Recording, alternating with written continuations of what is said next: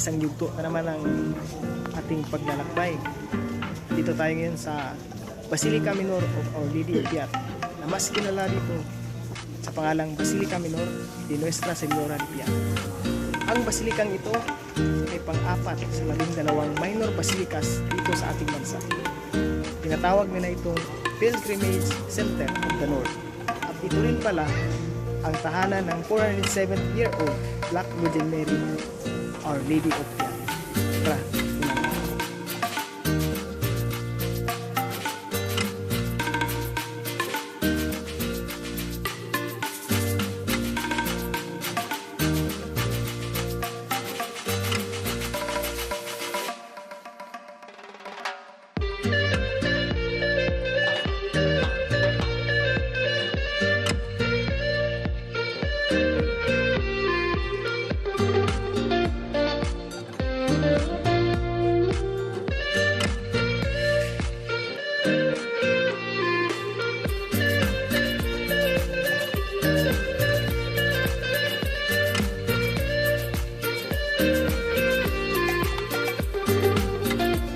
Lamang po parang araw na ito.